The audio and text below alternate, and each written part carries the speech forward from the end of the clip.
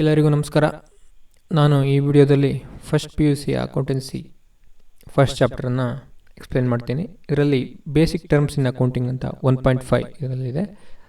ಇದನ್ನು ಎಕ್ಸ್ಪ್ಲೇನ್ ಮಾಡ್ತೀನಿ. Basics terms of ಅಕೌಂಟಿಂಗಲ್ಲಿ entity ಅಂದರೆ ಏನು ಅಂತ. Entity is anything which has separate existence. ಯಾವುದಕ್ಕೆ ಸಪ್ರೇಟ್ ಎಕ್ಸಿಸ್ಟೆನ್ಸ್ ಇದೆಯೋ ಅದನ್ನು ನಾವು ಎಂಟಿಟಿ ಕರಿತೀವಿ. ಬಿಸ್ನೆಸ್ ಎಂಟಿಟಿ ಏನು ಅಂದರೆ separate enterprise, an enterprise which is separate from its owners. Business entity.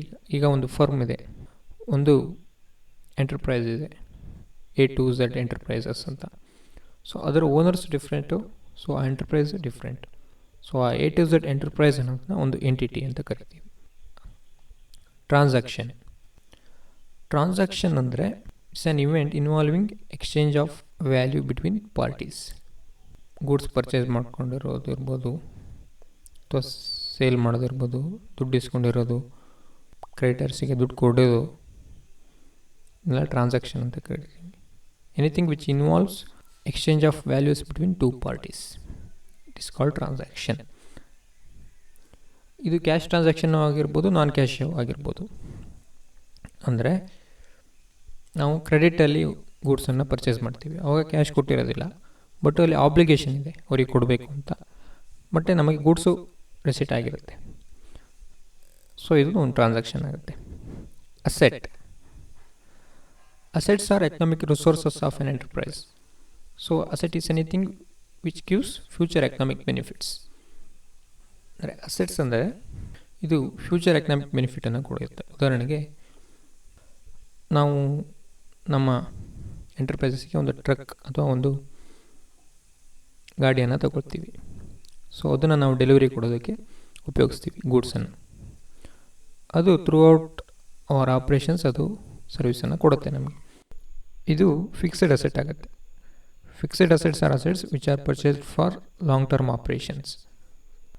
Current assets are assets which involves cash and other assets which are convertible to cash within 1 year. ಅಂದರೆ ನಾವು ಸೇಲ್ಸಿಗಾಗಿ ಗೂಡ್ಸನ್ನು purchase ಮಾಡಿರೋದು, cash, ಡೆಟಾರ್ಸ್, ಅದನ್ನೆಲ್ಲ ನಾವು current assets ಅಂತ ಕರಿತೀವಿ. Liabilities are obligations or debts that the firm has to pay in some time. ಅದು current liabilities ಮತ್ತು long term liabilities ಇರ್ಬೋದು. ಕರೆಂಟ್ ಲಯಬಿಲಿಟೀಸ್ ಅಂದರೆ ವಿತಿನ್ 1 year ನಾವು ಅದನ್ನು ರಿಲೈಸ್ ಮಾಡಬೇಕು. ಲಾಂಗ್ ಟರ್ಮ್ ಲಯಬಿಲಿಟೀಸ್ ಅಂದರೆ it is for long period of time. Current ಲಯಬಿಲಿಟೀಸಲ್ಲಿ ಏನು ಬರುತ್ತೆ ಅಂದರೆ ಕ್ರೆಡಿಟರ್ಸಿಗೆ ನಾವು ಪೇ ಮಾಡಬೇಕಾಗ್ತದೆ. ಕ್ರೆಡಿಟರ್ಸ್ ಅಂದರೆ ನಮಗೆ ಗೂಡ್ಸನ್ನು ಸಪ್ಲೈ ಮಾಡಿದವರು, ಅವರಿಗೆ ಪೇಮೆಂಟನ್ನು ಕೊಡಬೇಕಾಗಿರ್ತದೆ. ಸೊ ಅದೆಲ್ಲ ಕರೆಂಟ್ ಲಯಬಿಲಿಟೀಸ್ ಅಂತ ಕನ್ಸಿಡರ್ ಆಗುತ್ತೆ. ಲಾಂಗ್ ಟರ್ಮ್ ಲಯಬಿಲಿಟೀಸಲ್ಲಿ long term loan taken from financial institutions. ಬ್ಯಾಂಕಿಂದ ಲಾಂಗ್ ಟರ್ಮಲ್ಲಿ ನಾವು ಲೋನ್ ತಗೊಂಡಿರ್ತೀವಿ, 5 ವರ್ಷ 7 ವರ್ಷ ಈ ಥರ. ಸೊ ಇದೆಲ್ಲ ಲಾಂಗ್ ಟರ್ಮ್ ಲಯಬಿಲಿಟೀಸ್. ಅಂದರೆ ನಾವು ಕೊಡಬೇಕಾಗಿರ್ತಕ್ಕಂಥದ್ದು ಲಯಬಿಲಿಟೀಸು, ನಮಗೆ ಬರಬೇಕಾಗಿರ್ತಕ್ಕಂಥದ್ದು asset. Capital amount invested by owners to business. ಅಂದರೆ ಒಂದು ಬಿಸ್ನೆಸ್ ಫರ್ಮ್ ಇದೆ, ಅದಕ್ಕೆ ಅದರ ಓನರ್ಸು ಎಷ್ಟು ದುಡ್ಡನ್ನ ಹಾಕಿದ್ದಾರೆ, ಬಂಡವಾಳ, ಅದನ್ನು ನಾವು ಕ್ಯಾಪಿಟಲ್ ಅಂತ ಕರಿತೀವಿ. ಸೇಲ್ಸ್ ಅಂದರೆ revenue from selling the goods. ನಮ್ಮ ಬಿಸ್ನೆಸ್ಸು ಯಾವುದೋ ಒಂದು ಗೂಡ್ಸನ್ನು ಸೇಲ್ ಮಾಡೋ ಬಿಸ್ನೆಸ್ಸಲ್ಲಿದೆ. ಸೊ ಅದನ್ನು ಸೇಲ್ ಮಾಡಿದಾಗ ಎಷ್ಟು ರೆವಿನ್ಯೂ ಬರುತ್ತೋ ಅದು sales revenue. It may be cash sales or credit sales. Cash ಬೇಸಿಸಲ್ಲಿ ನಾವು ಸೇಲ್ ಮಾಡಿದರೂ ಸೇಲ್ಸ್ ರೆವಿನ್ಯೂನೇ, ಕ್ರೆಡಿಟ್ ಬೇಸಲ್ಲಿ ಸೇಲ್ ಮಾಡಿದರೂ ಅದು ಸೇಲ್ಸ್ ರೆವಿನ್ಯೂನೇ. ಕ್ರೆಡಿಟ್ ಬೇಸಲ್ಲಿ ಸೇಲ್ ಮಾಡೋದು ಅಂದರೆ ಸಾಲದಲ್ಲಿ ಕೊಡೋದು, ಅಂದರೆ 15 ದಿವಸ ಬಿಟ್ಟು ಕೊಡ್ತಾರೆ, ಇಲ್ಲ ತಿಂಗಳು ಬಿಟ್ಟು ಕೊಡ್ತಾರೆ, ಆ ಥರ. ರೆವಿನ್ಯೂಸ್ ನಾ ಹಿಂದಿನ ಇದರಲ್ಲಿ ಹೇಳ್ದಂಗೆ these are the amounts earned by business by selling goods or services. ಇಲ್ಲಿ ಅಮೌಂಟ್ಸ್ ಅರ್ನ್ಡ್ಗೂ ರಿಯಲೈಸ್ಡ್ಗೂ ವ್ಯತ್ಯಾಸ ಇದೆ. ರಿಯಲೈಸ್ ಅಂದರೆ ನಮಗೆ ಕ್ಯಾಶ್ ಸಿಕ್ಬಿಡುತ್ತೆ. ಅರ್ನ್ಡ್ ಅಂದರೆ ನಾವು ಸೇಲ್ ಮಾಡಿರ್ತೀವಿ, ಬಟ್ ಕ್ಯಾಶ್ ಬಂದಿರಲೇಬೇಕು ಅಂತಿಲ್ಲ. ಅದನ್ನು ಕ್ರೆಡಿಟಲ್ಲೂ ನಾವು ಸೇಲ್ ಮಾಡಿರ್ಬೋದು ಅಥವಾ ಕ್ಯಾಶ್ ಬೇಸಿಸಲ್ಲೂ ಮಾಡಿರ್ಬೋದು. ನಾವು ಯಾವಾಗ ಸೆಲ್ ಮಾಡ್ತೀವಿ ಆವಾಗ ರೆವಿನ್ಯೂ ಅರ್ನ್ ಆಯಿತು. ಯಾವಾಗ ನಾವು ದುಡ್ಡನ್ನು ಇಸ್ಕೊತೀವಿ ಆವಾಗ ರೆವಿನ್ಯೂ ರಿಯಲೈಸ್ ಆಯಿತು. ಈ ಥರ. Expenses. Expenses are costs incurred in the process of earning revenue. ಅಂದರೆ ನಾವು ಈ ರೆವಿನ್ಯೂ ಅರ್ನ್ ಮಾಡಬೇಕಂದ್ರೆ ಏನೇನು ಖರ್ಚು ಮಾಡ್ತೀವಿ ಇದನ್ನು ಎಕ್ಸ್ಪೆನ್ಸಸ್ ಅಂತ ಕರಿತೀವಿ. ಉದಾಹರಣೆಗೆ ವೇಜಸ್ ಪೇಯ್ಡು, ರೆಂಟು, ಎಲೆಕ್ಟ್ರಿಸಿಟಿ, ಇವನ್ನೆಲ್ಲ ನಾವು ಎಕ್ಸ್ಪೆನ್ಸ್ ಅಂತ ಕರಿತೀವಿ. ಇದನ್ನು ನಾವು ರೆವಿನ್ಯೂ ಅಗೇನೆಸ್ಟ್ ಚಾರ್ಜ್ ಮಾಡ್ತೀವಿ ಪ್ರಾಫಿಟ್ ಕಂಡುಹಿಡಿಯೋಕ್ಕೋಸ್ಕರ. Expenditure. Expenditure are the spendings which are for long term benefits. ಅಂದರೆ ನಾವೊಂದು ಅಸೆಟನ್ನು ಪ್ರೊಕ್ಯೂರ್ ಮಾಡಬೇಕಾದ್ರೆ ಅದಕ್ಕೆ ದುಡ್ಡು ಕೊಟ್ಟು ತೊಗೊಳ್ತೀವಿ, ಫಿಕ್ಸೆಡ್ ಅಸೆಟನ್ನು. ಉದಾಹರಣೆಗೆ ಫರ್ನಿಚರ್ಸನ್ನು ತೊಗೊಳ್ತೀವಿ ಅಂತ ಇಟ್ಕೊಳ್ಳೋಣ, ಕುರ್ಚಿಗಳು ಅದು ಇದು ತೊಗೊಳ್ತೀವಿ. ಅದು ಲಾಂಗ್ ಟರ್ಮ್ ಬೆನಿಫಿಟ್ ಕೊಡುತ್ತೆ. ಉದಾಹರಣೆಗೆ ನಾವು ಫರ್ನಿಚರ್ ಸೆಲ್ ಮಾಡೋ ಬಿಸ್ನೆಸ್ಸಲ್ಲಿಲ್ಲ, ನಮ್ಮದು ಬೇರೆ ಏನೋ ಗೂಡ್ಸ್ ಇದೆ, ಬಟ್ ಫರ್ನಿಚರ್ಸು ಬೇಕು ನಮಗೆ. ಆ ಗೂಡ್ಸನ್ನು ಇಟ್ಕೊಳ್ಳೋದಕ್ಕಾಗಲಿ, ನಾವು ಕೂತ್ಕೊಳ್ಳೋದಕ್ಕಾಗಲಿ, ಕಸ್ಟಮರ್ ಕೂತ್ಕೊಳ್ಳೋದಕ್ಕಾಗಲಿ ಫರ್ನಿಚರ್ಸ್ ಬೇಕು. ನಾವು ಅದನ್ನು ಪರ್ಚೇಸ್ ಮಾಡ್ತೀವಿ. ಅದು ಲಾಂಗ್ ಟರ್ಮ್ ಬೆನಿಫಿಟನ್ನು ಕೊಡುತ್ತೆ.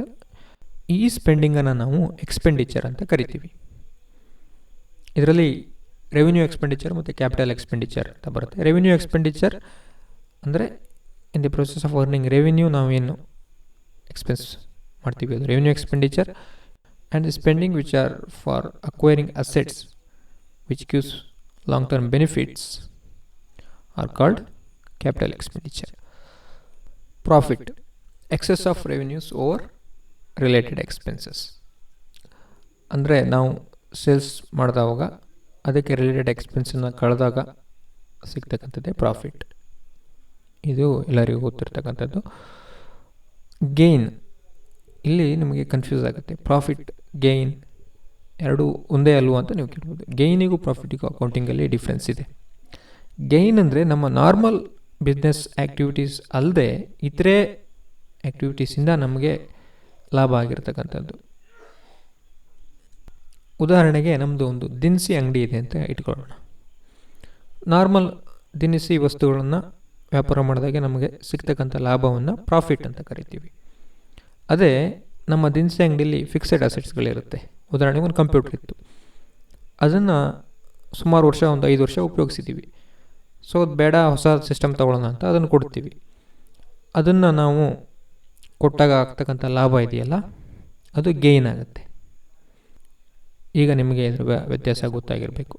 ಲಾಸ್. ಲಾಸ್ ಅಂದರೆ ನಮ್ಮ ನಾರ್ಮಲ್ ಬಿಸ್ನೆಸ್ ಆ್ಯಕ್ಟಿವಿಟೀಸಲ್ಲಿ ರೆವಿನ್ಯೂಕ್ಕಿಂತ ಎಕ್ಸ್ಪೆನ್ಸ್ ಜಾಸ್ತಿ ಆದರೆ ಲಾಸ್. ಒಂದು ಸರಳ ಉದಾಹರಣೆ ಅಂದರೆ, ನಾವು ದಿನಸಿ ಅಂಗಡಿ ಇದೆ ನಮ್ಮದು. ಒಂದು ಸೋಪನ್ನು ಬಂಡಲನ್ನು ತೊಗೊಂಡಿರ್ತೀವಿ 100 ರೂಪೀಸಿಗೆ. ಆದರೆ ನಾವು ನಾನಾ ಕಾರಣಗಳಿಂದ ಅದರಲ್ಲಿ ಲಾಭ ಮಾಡೋಕ್ಕಾಗೋದಿಲ್ಲ. ಉದಾಹರಣೆಗೆ 120ಕ್ಕೆ ಅದನ್ನು ಸೇಲ್ ಮಾಡಿದ್ದೀವಿ, ಬಟ್ ನಮಗೆ ಎಕ್ಸ್ಪೆನ್ಸ್ ಅದಕ್ಕೆ 30 ರೂಪಾಯಿ ಬಿದ್ದುಬಿಡ್ತು. ಅಂದರೆ ನಮಗೆ 130 ಆಯಿತು ಕಾಸ್ಟ್, ಬಟ್ 120ಕ್ಕೆ ಸೇಲ್ ಮಾಡಿದ್ದೀವಿ, 10 ರೂಪಾಯಿ ಲಾಸ್ ಆಯಿತು. ಈ ಥರ ನಾವು ಲಾಸನ್ನು ಕಂಡುಹಿಡಿತೀವಿ. ಡಿಸ್ಕೌಂಟ್. ಡಿಸ್ಕೌಂಟ್ ಅಂದರೆ deduction in the price of the goods sold. ಅಂದರೆ ನಾವು ಕಸ್ಟಮರ್ಸಿಗೆ 10 ರೂಪಾಯಿ ಇರ್ತಕ್ಕಂಥ ವಸ್ತುವನ್ನು 9ಕ್ಕೆ ಕೊಡೋದು. ಆವಾಗ 10% ಡಿಸ್ಕೌಂಟ್ ಆಯಿತು, 1 ರೂಪಾಯಿ ಡಿಸ್ಕೌಂಟ್ ಆಯಿತು. ಇಲ್ಲ ನಮಗೆ ನಮ್ಮ ಕ್ರೆಡಿಟರ್ಸು ಕೊಡ್ತಕ್ಕಂಥ ಡಿಸ್ಕೌಂಟು. ನಮಗೆ ಗೂಡ್ಸ್ ಸಪ್ಲೈ ಮಾಡೋರು 50 ರೂಪಾಯಿ ಇರ್ತಕ್ಕಂಥ ಗೂಡ್ಸನ್ನು 48ಕ್ಕೆ ಕೊಟ್ಟರು, ಇಲ್ಲ 50 ರೂಪಾಯಿ ಇರ್ತಕ್ಕಂಥದ್ದನ್ನ 45ಕ್ಕೆ ಕೊಟ್ಟರು. ಈ ಥರ ಈ ಡಿಫ್ರೆನ್ಸನ್ನು ಡಿಸ್ಕೌಂಟ್ ಅಂತ ಕರಿತೀವಿ. ವೋಚರ್.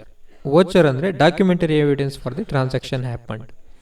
ಅಂದರೆ ನಾವು ಒಂದು ಗೂಡ್ಸನ್ನು ಸೆಲ್ ಮಾಡಿದಾಗ ಅಥವಾ ದುಡ್ಡನ್ನು ರಿಸೀವ್ ಮಾಡಿಕೊಂಡಾಗ ಒಂದು ರಸೀದಿಯನ್ನು ಕೊಡ್ತೀವಿ, ಅದೇ ವೋಚರ್.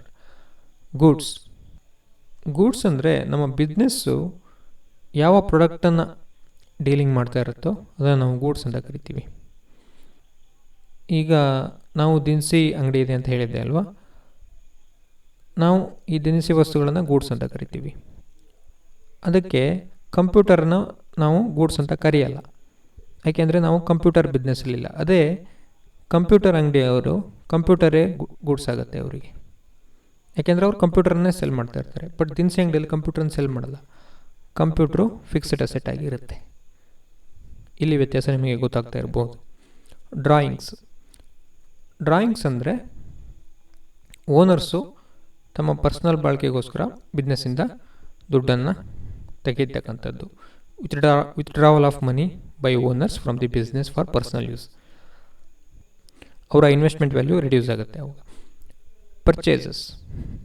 ಪರ್ಚೇಸಸ್ ಅಂದರೆ ನಾವು ಸೇಲ್ ಮಾಡ್ತಕ್ಕಂಥ ಗೂಡ್ಸನ್ನು ಪರ್ಚೇಸ್ ಮಾಡ್ತಕ್ಕಂಥದ್ದು, ಖರೀದಿಸ್ತಕ್ಕಂಥದ್ದು. ನಮ್ಮದೊಂದು ದಿನಸಿ ಅಂಗಡಿ ಇದೆ ಅಂದರೆ ನಾವು ಏನೇನು ವಸ್ತುಗಳನ್ನು ಅಲ್ಲಿ ಇಟ್ಟಿರ್ತೀವೋ ಅದನ್ನು ನಾವು ಖರೀದಿ ಮಾಡಬೇಕಾಗ್ತದೆ ವೆಂಡರ್ಸ್ಗಳಿಂದ, ಕ್ರೆಡಿಟರ್ಸ್. ಅದನ್ನು ನಾವು ಪರ್ಚೇಸಸ್ ಅಂತ ಕರಿತೀವಿ. ಸ್ಟಾಕ್ ಅಂದರೆ ನಾವು ಪರ್ಚೇಸ್ ಮಾಡಿರ್ತಕ್ಕಂಥ ಗೂಡ್ಸು ಸೇಲ್ ಆಗದೆ ನಮ್ಮಲ್ಲೇ ಇರ್ತದೆಯಲ್ಲ, ಅದನ್ನು ಸ್ಟಾಕ್ ಅಂತ ಕರಿತೀವಿ. ಸ್ಟಾಕ್ ಇನ್ ಹ್ಯಾಂಡ್, ಇನ್ವೆಂಟರಿ ಅಂತಲೂ ಹೇಳ್ತಾರೆ ಅದಕ್ಕೆ. ಡೆಟಾರ್ಸ್ ಅಂದರೆ our customers who bought goods on credit. ಅಂದರೆ ಸಾಲ ರೂಪದಲ್ಲಿ ನಮ್ಮಿಂದ ಗೂಡ್ಸನ್ನು ಪರ್ಚೇಸ್ ಮಾಡಿದವರು, ನಮ್ಮ ಗ್ರಾಹಕರು, ಅವರನ್ನು ನಾವು ಡೆಟಾರ್ಸ್ ಅಂತ ಕರಿತೀವಿ. ಅದು ಕರೆಂಟ್ ಅಸೆಟ್ಸ್. ಕ್ರೆಡಿಟರ್ಸ್ ಅಂದರೆ ನಮಗೆ ಸಾಲದ ರೂಪದಲ್ಲಿ ಗೂಡ್ಸನ್ನು ಕೊಟ್ಟವರು. ಉದಾಹರಣೆಗೆ ಒಂದು ದಿನಸಿ ಅಂಗಡಿಯಲ್ಲಿ ನೀವು ಗಮನಿಸ್ತಾ ಇರ್ಬೋದು, ಮಾರ್ಕೆಟಲ್ಲಿ ಕಾರಲ್ಲಿ ತಂದು ಗೂಡ್ಸನ್ನು ಕೊಟ್ಟು ಹೋಗ್ತಾ ಇರ್ತಾರೆ. ಅವರು ಸಾಲ ರೂಪದಲ್ಲಿ ಕೊಡ್ತಾರೆ, 15 ದಿವಸಕ್ಕೊಂದ್ಸಲಿ ಇಲ್ಲ ತಿಂಗಳಿಗೊಂದ್ಸಲಿ ಕಲೆಕ್ಷನ್ಸ್ ಮಾಡ್ತಾರೆ ಅವರು. ಬಟ್ ಫಸ್ಟ್ ಗೂಡ್ಸನ್ನು ಹಾಗೆ ಕೊಟ್ಟು ಹೋಗ್ಬಿಡ್ತಾರೆ. ಸೊ ಅವರೆಲ್ಲ ಕ್ರೆಡಿಟರ್ಸ್ ಟು ದಟ್ ಎಂಟರ್ಪ್ರೈಸ್. ಇದು ಕರೆಂಟ್ ಲಯಬಿಲಿಟೀಸು. ಕ್ರೆಡಿಟರ್ಸು ಯಾಕೆ ಲಯಬಿಲಿಟಿ ಅಂದರೆ ನಾವು ಅವರಿಗೆ ದುಡ್ಡನ್ನು ಕೊಡಬೇಕಾಗ್ತದೆ, ಅದಕ್ಕೋಸ್ಕರ. Thank you. ನಿಮಗೆ ಇದರಲ್ಲಿ ಯಾವುದೇ ಡೌಟ್ ಇದ್ದರೂ ಕಮೆಂಟ್ ಸೆಕ್ಷನಲ್ಲಿ ಹಾಕಿ, ನಾನು ಅದನ್ನು ವಿವರಿಸೋದಕ್ಕೆ ಪ್ರಯತ್ನ ಪಡ್ತೀನಿ.